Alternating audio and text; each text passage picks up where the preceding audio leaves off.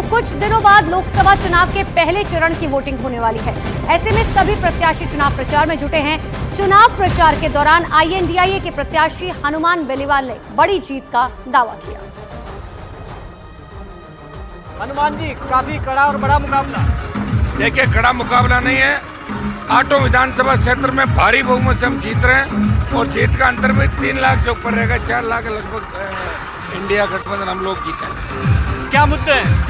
मुद्दे भारतीय जनता पार्टी की जो किसान विरोधी नीतियां हैं, जिस तरह सेना को ठेके पे दे दिया, किसानों का विरोध, अब की बार जो इलेक्ट्रोल बॉन्ड के नाम से जो पैसा इकट्ठा किया गया, चंदा लिया गया और गोमांस निर्यात करने वाली कंपनियों से भी पैसा ले लिया, ये लोगों के अंदर बात आ चुकी है। लोकतंत्र खतरे में, संविधान बदलने की बात कर रहे हैं और जो पहलवान बेटियों के साथ हुआ, किसानों जवानों के साथ हुआ, ये देश भूला नहीं है। और यहाँ जो बीजेपी की उम्मीदवार है वो 3 बार हार चुकी है, फिर भी 4थी बार आई है और वो पैसे के दम पे चुनाव जीतना चाहती है। सरकारी मशीनरी का भयंकर दुरुपयोग हो रहा है, लेकिन यहाँ के जवान और किसान उखाड़ के फेंक दे भारतीय जनता पार्टी को। नागौर से ही नहीं, राजस्थान में कई सीटों पे इंडिया गठबंधन चुनाव जीतेगा। लेकिन जो आपके सामने कैंडिडेट है ज्योति मिर्धा, वो तो कह रही है कि आपने एक ही काम किया, युवाओं को नशे में धकेलने का, इसके अलावा कोई काम नहीं किया। सारे जो नशे के कारोबारी तस्कर है वो ज्योति की गाड़ी में बैठ रहे थे। आप पता कर लो कितने कितने एसटी सेंटर बैठे उसकी गाड़ी में। मेरे पास तो एक भी नशे वाला नहीं है और मैं तो खुद न तो नशा करता और न ऐसा काम करता। ज्योति मिर्धा के साथ सारे जिले के नशेड़ी रहते हैं। वो यहाँ खुद रहती ही नहीं है, उसका टेलीफोन नंबर विधायकों के पास नहीं, घर का आता पता नहीं, सिर्फ पर्यटक की भांति आती है और नागौर को गोचर समझ रखा है। अब यहाँ लोग चढ़ने के लिए ऐसे नेताओं को नहीं भेजेंगे। आपने सवाल उठाया कि वो जब सांसद थी तो लोकसभा में नहीं जाती थी। देखिए, जब वो एमपी थी, वो पार्लियामेंट के अंदर, पहले मेरा में अंतर हो गया।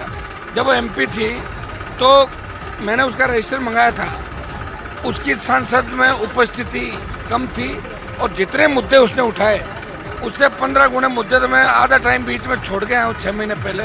इसमें मुद्दे भी उठाए और जो किसानों का देश में आंदोलन हुआ, देश में सबसे नई पार्टी जिसने सत्ता को ठोकर मारी वो हनुमान बेनीवाल और राजस्थान की राष्ट्रीय लोकतांत्रिक पार्टी थी और सेना को ठेके पे दिया। विरोध हमने किया, पूरे देश में अलग जगह 25% का 50% कराया और पहलवान बेटियों को न्याय हमने दिलाया।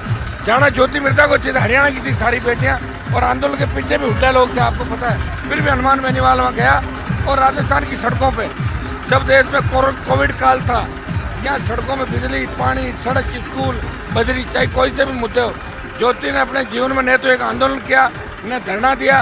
वो डॉक्टर भी फर्जी तरीके से बनी है। नाथुराम जी ने उसका एडमिशन बाहर करा दिया था साउथ के अंदर और सेकेंड ईयर में उसका यहाँ ट्रांसफर कराया है। वो कह रही है आपको कागज भेज दूं मैं।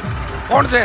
ज्योति मिर्धा कह रही है SMS से डिग्री हुई है उसकी। अरे मैं कह रहा हूँ फर्स्ट ईयर में एडमिशन जो हुआ था वो साउथ के अंदर हुआ था, बाद में ट्रांसफर करा था, पॉलिटिकल ट्रांसफर था वो। सेकेंड ईयर में SMS आई थी। दूसरा वो कह रही है कि लोकसभा वाला जो आप मुद्दा उठा रहे हैं, वो कह रहे हैं कि अगर मेरी उपस्थिति आपसे हनुमान जी से कम हो जाए तो वो सर मुंडवा लें, नहीं तो आप मूंछ मुंडवा लें। वो तो ये भी कह रहे थे कि इसके दादा पूरे जीवन बीजेपी के सत्यानाथ का फूल कह रहे थे, भाजपा को गले से घुस गई ना, दुपट्टा पहन लिया। मैं तो अलायंस के अंदर हूँ, वो तो पूरी बीजेपी के अंदर घुस गई और सिर्फ इसलिए कि ईडी ने रेड करी सितंबर 23 के अंदर, देवर अमेरिका भाग गया और ये बीजेपी में भाग गई और आधे परिवार को और ले गई। वो भी चुनाव के बाद जेल जाएंगे सारे के सारे। हत्या सहित कई आरोप इसके परिवार पर लगे हुए।